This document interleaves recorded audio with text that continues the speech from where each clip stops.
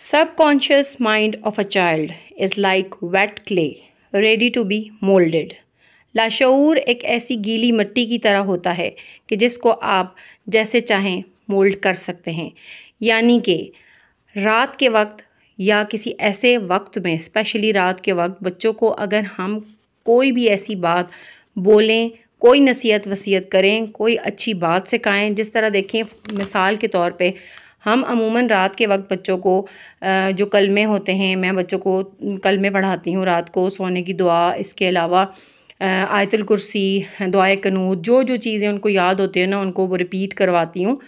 तो इस तरह सिर्फ रात को ही रिपीट करने से मेरे बच्चों को काफ़ी चीज़ें याद हो गई। और बाकी और भी मेरे जो हैं रिलेटिव, उनमें यही चीज़ है कि वो इस तरह ही बच्चों को याद करवाते हैं।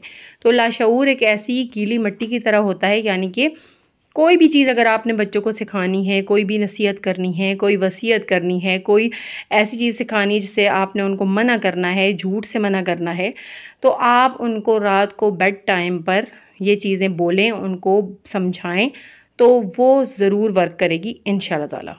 बिस्मिल्लाहिर्रहमानिर्रहीम के साथ करती हूँ अपने व्लॉग का आगाज़। अस्सलाम वालेकुम, कैसे हैं आप सब? उम्मीद करती हूँ आप सब ठीक होंगे। टॉपिक से आप पहचान गए होंगे कि टॉपिक आज क्या है। आज 5 चीज़ें ऐसी बताऊंगी आपको जो कि बच्चों को आप बताएं, सिखाएं सिर्फ सोने से पहले, तो आप इसका करिश्मा देखें, इंशाअल्लाह ताला आप दुआएं देंगे। कोई भी बात जो सोने से पहले बच्चों से की जाती है वो उनके लाशऊर में बैठ जाती है और आइंदा आने वाले वक्तों में बच्चे उस पर ज़रूर अमल करते हैं। आज की वीडियो में आप बहनों के साथ 5 ऐसी चीज़ें डिस्कस करूंगी जिनका मैंने भी मुआज़ा बल्कि करिश्मा देखा है, तो चाह रही हूं कि आप बहनें भी उसमें शामिल हो जाएं। छोटी छोटी चीज़ें होती हैं, अगर हम वो करते रहें कंटिन्यूसली तो इंशाल्लाह ताला कामयाबी ज़रूर होगी। वो कहते हैं ना, पत्थर के ऊपर भी अगर पानी मुस्तकिल गिरता रहे तो उसमें सुराख हो जाता है। तो इंसान है। पॉइंट नंबर 1 जो कि मैं आपसे शेयर कर रही हूँ वो ये है कि बच्चों को रात को जब बेड पे वो लेट जाएं तो उनसे पूछें कि आपके माइंड में कोई ऐसा क्वेश्चन है जो आप मुझसे करना चाहती हैं या करना चाहते हैं। उनको अथॉरिटी दें क्वेश्चन करने की, और फिर आपने इस चीज़ को जहन में ज़रूर रखना है कि आपने उनके क्वेश्चन को गौर से सुनना है और फिर उसका जवाब भी देना है। बच्चों के जहन में बहुत सारे सवाल घूम सकते हैं। हो सकता है कि रात को वो ऐसे क्वेश्चन करें जो पूरा दिन उनके जहन में चल रहे थे, लेकिन वो किसी वजह से भी पूछ नहीं सके कि मम्मा या बाबा हमें डांटेंगे। लेकिन आपने प्यार मोहब्बत के साथ ये सवाल उनसे ज़रूर करना है ताकि उनकी ये कन्फ्यूजन, उनका ये डर खौफ दूर हो। वो क्वेश्चन करेंगे तो उनका आंसर उनको मिलेगा और वो सेटिस्फाई भी होंगे।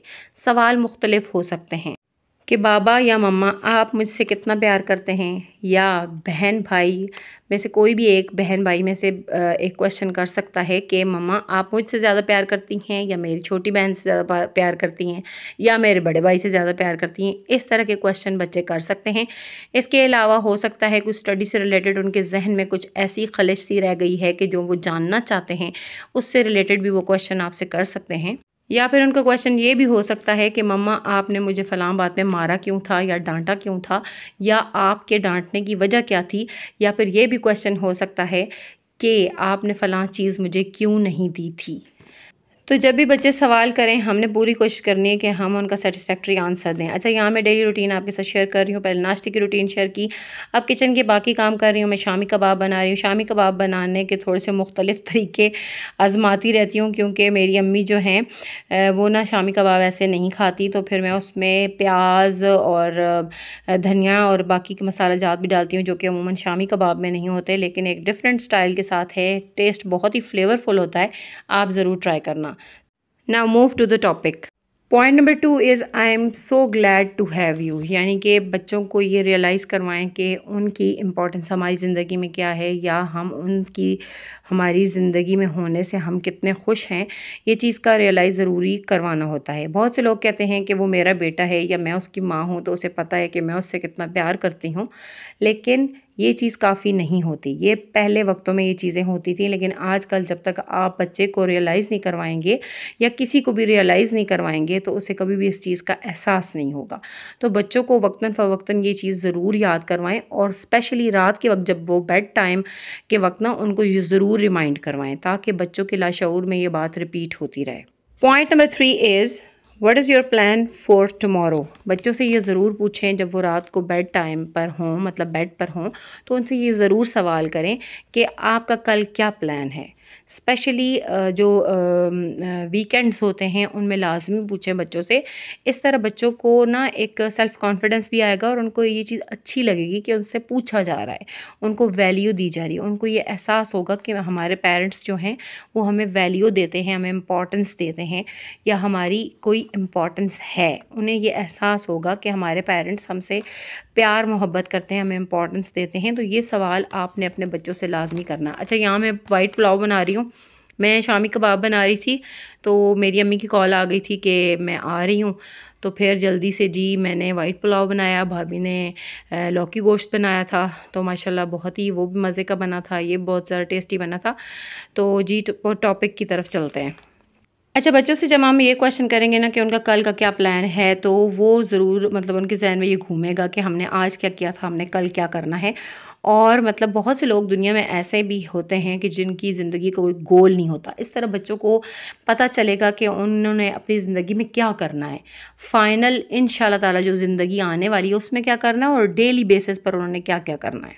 और बच्चों को ये सिखाएं कि कंपेयर करना भी सिखाएं, और दूसरा गोल्स को अचीव करना भी सिखाएं।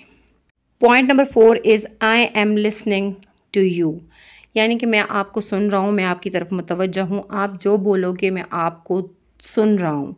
ये जो चीज़ होती है ना, ये बच्चों को रिपीट करवाना और उनको बोलना ज़रूरी होता है।